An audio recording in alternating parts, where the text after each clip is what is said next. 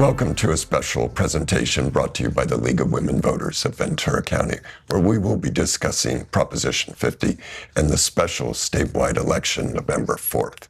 I'm David Marin with Cheryl Collard. We're both members of the League of Women Voters, and we're happy to bring this presentation to you. And I apologize, I'm just getting over a cold, so my voice is a little rough. Cheryl, welcome. Thank you. I'm pleased to join you in this presentation to inform our viewers of the basic facts about Proposition 50. I want people to know that we do not take sides and we will not be telling you how you should vote. Instead, we will share information about Prop 50 so you can make an informed decision that matches your interests and values. We should also tell our viewers that this video was recorded on October 2nd and we are using the best information available as of today. We want to point out that David and I are volunteers. We're not official election experts. It's our goal to provide neutral, nonpartisan information to help voters make their choice. What is Proposition 50, Cheryl? On your screens is the actual language that will appear on your ballots in the November 4th election. The short version is Proposition 50 is a proposal from the California legislature pushed by the governor to change congressional district boundaries for 2026 through 2030 elections. Voters will be asked November 4th to vote yes to change the boundaries of congressional districts or vote no to leave things as they are. So before we dive into the details, let's share with the viewers who our sources are, where we're getting our information. Our sources are all public and viewers can visit these various websites if they wish. We gathered information primarily from the Secretary of State's website. This is the official ballot description, the text of the proposed law, along with analysis and arguments from both supporters and opponents. All registered voters will get a copy of this information in the mail. We also looked to the Ventura County Clerk and Recorder's website to provide details on the vote centers, the hours of operation, how to register to vote. Ballotopedia is a website that shows nonpartisan information, detailed explanations about constitutional amendments, and has a lot of history about voting. The Easy Voter Guide is produced by the League of Women Voters and is available online for our viewers to enjoy. We should also tell viewers about the League. Part of our mission is to support and help voters make informed decisions. That's why we are here today, to share information. And I also want to add that the League is open to men and women becoming members. Tell us a little more, Cheryl. The League was founded in 1920 with the mission of educating a new group of voters, women, who were granted the right to vote nationwide with the passage of the 19th Amendment. The League started with a vision of working to secure voting rights for women in every state, removing legal discrimination against women, and educating voters newly eligible for the election process. But now, more than a century later, League members work to empower voters and defend democracy. Our chapter serves the entire Ventura County region. The League of Women Voters is a nonpartisan organization committed to providing voters with factual, non-biased information, and as such, the League does not endorse or support a particular candidate or a particular political party. Well, let's get to Proposition 50. I think all voters know that every 10 years a census is conducted nationwide, and then districts, or the number of districts, is assigned by state based on the total population. And when this redistricting happens, states also update their district boundaries for things like the Assembly, State Senate, and even other boards. So, Cheryl, what will Prop 50 do? Let's start with the way it is now. California's congressional districts were drawn by the state's Independent Citizen Redistricting Commission in 2021 and are expected to stay in place until 2031. When it drew the district lines, the commission had to follow certain rules. For example, it was not allowed to draw districts that favor a candidate or a political party. It had to use information from people who lived in the area about which neighborhoods should be kept in the same voting district. So after the 2020 census, California Independent Redistricting Commission studied the numbers, held the public hearings, and drew the lines for California's 52 congressional districts. Normally, these lines would stay in place through the 2030 election, and after that, the 2030 census would be used to draw lines for 2032 elections. Prop 50 will redraw the current lines, in some cases making only slight changes, and in other cases more significantly. The stated purpose by the supporters is to make it easier to elect Democrats in a couple of regions of the state. Further, and both sides acknowledge the reason for all of this is due to Texas redrawing their lines to help elect Republicans in 5 districts currently held by Democrats. Well, Cheryl, if lines are based on the census, is it unusual to see lines redrawn in the middle of a decade? It is extremely rare, and usually the only reason lines are redrawn in the middle of the decade is due to a court order invalidating lines previously drawn. So in Texas, we know they are trying to flip 5 districts currently held by Democrats to Republicans. So in California, Proposition 50 is changing the boundaries on 5 districts to hopefully remove 5 Republicans and put in Democrats. We'll see how that plays out. Are they having an election in Texas? As a matter of fact, no. In Texas, the state legislature draws the lines, so they don't have to ask for voter permission to make changes. And it may be interesting for our viewers to note that 39 of our 50 states are all managed by state legislatures that have control over drawing the congressional lines. And by example, in late September, the Missouri governor signed legislation to redraw their congressional lines in favor of Republicans in the 2026 election cycle. In some states, there is no prohibition on a mid-cycle map makeover. And the U.S. Supreme Court has also said that there is no federal prohibition on political gerrymandering in which districts are intentionally drawn to favor one party over another.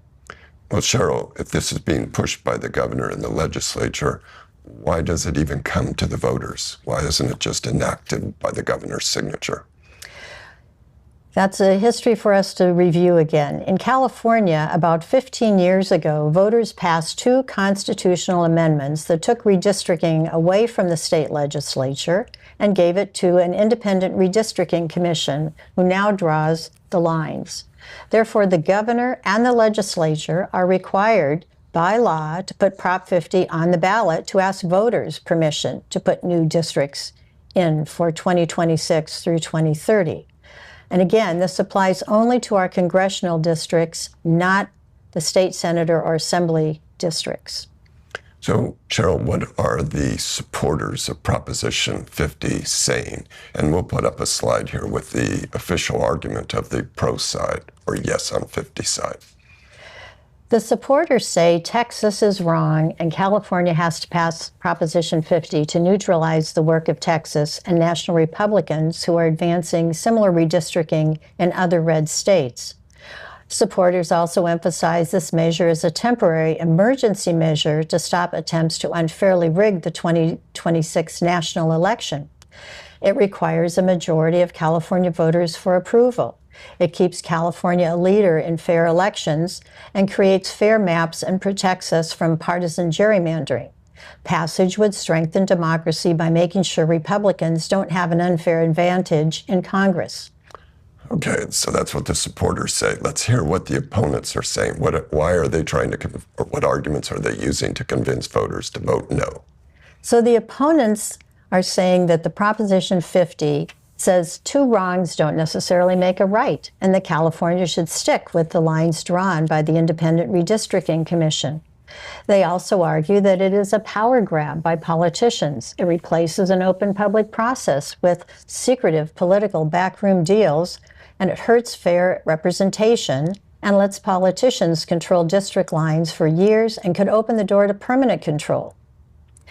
But as we look at the pros and cons, I would also like to point out that there are organizations like Common Cause of California, League of Women Voters of California, and the California Chamber of Commerce that are taking a neutral position and will rely on voters to make a final decision. So I hear terms kicked around like redistricting and gerrymander. Can you take a moment to define what that all means? Every year, every 10 years, the census counts everyone in the U.S., and district lines are drawn so that the district has about the same number of people. This is called redistricting. It is rare to change the lines in the middle of a 10-year period, and it is also rare to ask voters to approve the lines. The term political gerrymandering describes when the district lines are redrawn or changed in a way that favors one political party over another, to give an unusual or unfair advantage to one political party and give them a better chance of electing candidates they prefer. Well, let's show our voters how these new lines will affect Ventura County. Ventura County is represented primarily by two elected congresspeople, Salud Carbajal in the 24th District, Julia Brownley in the 26th District. And we'll put up on the screens our current and proposed lines. Let's start with District 24. As you can see, District 24, represented by Salud Carbajal, this area in dark gray is the current map. And the map on the right in light blue is a Ventura area that will see some changes. The district is mostly Santa Barbara County and portions of western Ventura County, including Ojai, Oakview, and almost all of Ventura. On these maps, it looks like a large portion has been removed north of Ventura above Foothill Road. This removed area is mostly mountains and rural areas. The green arrow on our map shows a portion of East Ventura, just past Wells Road, that will be added to Mr. Carbajal's district. Okay, now tell us about District 26. So again, on our map, you can see District 26, represented by Julia Brownley. There are some significant changes to her district, with most of Simi Valley moving to Congressman Brad Sherman's District 32. There are other changes, including the extension into the Antelope Valley, including areas around Lake Pyramid, Lake Hughes, and the Antelope Acres. If Prop 50 passes, the lines will change for the November 2026 election. And if Prop 50 fails to pass, the current district boundaries on the left will remain the same through the 2030 election. Thank you, Cheryl. This seems like a good point to share with our viewers key dates. Can you tell us about some of these? Well, by the time you see this, our county elections department will have begun mailing ballots to every registered voter. As in prior years, you can vote by mail or any of the voting centers in the county. And we'll talk more about that in a moment. October 6th is the date that those ballots are being mailed, and it could take up to a week for voters to receive their mail. Also, October 6th is the date that all ballot drop boxes that are open 24/7, you'll see those boxes around the county, they will be available. And early voting will be available at the county elections office starting October 20th, and the last day to register to vote is also October 20th. After those dates, you will be able to register at the vote centers. October 25th through November 3rd, there will be 9 vote centers open for in-person voting, and those hours will be 9 a.m. to 5 p.m. And November 1st through 3rd, there will be 18 vote centers across our county open for in-person voting, with the hours again being 9 a.m. to 5 p.m. And of course, big election day, November 4th, all the vote centers will be open with extended hours from 7 in the morning until 8 p.m. in the evening. We encourage you to check your key dates and information and the exact addresses through vote.venturacounty.gov. Well, we certainly want to encourage you to not wait to the last minute. So, Cheryl, by now voters have started seeing some television ads, likely social media ads, maybe bombarded by mail. Let's talk about the money. How much is each side raising to push their views? This will be interesting to our viewers. This slide shows the total amounts raised by both sides through September 25th, and these numbers come from the official campaign finance reports that are filed by both sides. The yes on Prop 50 has raised over $84 million, which is more than double the $37+ million raised by the no on Prop 50 side. The supporters have benefited from donations coming in from around the country from over 68,000 unique donors. The no side has not matched the number of individual donors as the yes side.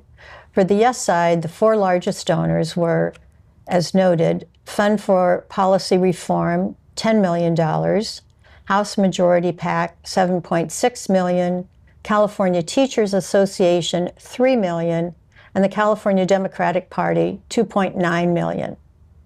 For the no side, the four largest donors were Charles T. Munger Jr. at $30 million, Congressional Leadership Fund at $5 million, Kevin McCarthy for Congress PAC, $1 million, and Thomas Seibel for $1 million. Let's touch on a few other numbers related to Prop 50. This is going to cost the counties and the state some money, and regardless of how we vote, that money is just going to be wasted or used, I should say, to hold this election. Can't do anything about that now. Cheryl, tell us about some of these costs. Well, it's true, the costs are a big number. The Secretary of State is estimating it will cost about $200,000 to update maps and election materials, websites, that sort of thing. But the actual cost of the election is estimated by the Department of Finance Chief Deputy Director Erica Lai to cost counties about $251 million and another $31 million just to the state to run the election. So I know the League, because I'm a longtime member, we offer nonpartisan suggestions to voters on how to evaluate ballot measures. There's only one on the ballot, but I think it would be helpful to share a few of those with our viewers. Certainly, David. As we know, when any ballot measure is available to the voters, a voter should first examine what the measure seeks to accomplish. Do you agree with the goals? Is it a measure that is seeking changes that are consistent with your ideas about good government? And secondly, who are the real sponsors and opponents of the measure? Who's funding the measure? And who benefits from the passage of the ballot measure? And finally, we encourage voters to be aware of distortion in facts, and the many commercials that rely on image but tell nothing of the substance about the measure. Beware of half-truths. And speaking of encourage, Cheryl and I and the whole League, we encourage you to vote November 4th or earlier, regardless of your support or oppose. Please vote. Cheryl? It is true, David. It is absolutely essential that we make our voices heard. When voters don't exercise their right, politicians take us for granted. There's a list of vote centers for in-person voting, and the first ones opening are October 25th. And again, you can visit the Ventura County Elections website at vote.venturacounty.gov to learn more. And these locations are all in your sample ballot and materials that are mailed to you. We hope that you will take advantage of this and please exercise your right to vote. All voters will receive a ballot in the mail, and there's multiple options for how you return the ballot or take it in. Cheryl, can you explain some of these? That's right. You can return your ballot by placing it in the U.S. mail or in any one of the Ventura County drop boxes. And as David said, you must sign the outside of the envelope. If you don't sign the envelope, there's a problem. Sign the outside of the envelope. If you decide to vote at one of the vote centers, save time by bringing your ballot in with you. The staff will show you what to do. Here are some of the other helpful websites for you, such as Where's My Ballot? This allows you to be notified when your ballot is received and when it is counted. Ventura County Elections at vote.venturacounty.gov will check your registration to make sure that you are properly registered. Voter status at the Secretary of State's sos.ca.gov will give you up-to-date information. And League of Women Voters can watch this video and view our website, view this video on our website and learn more about what's going on with the campaigns. We also have the websites for the yes and the no sides up on your screen. Thank Cheryl, you. this has been very helpful. It's been a great pleasure working with you. Any final remarks? We certainly hope that this video has helped our viewers to make their plan to vote and to think about the issue ahead of them. Please share this video. We encourage you to share this with other organizations and individuals you think might benefit from it.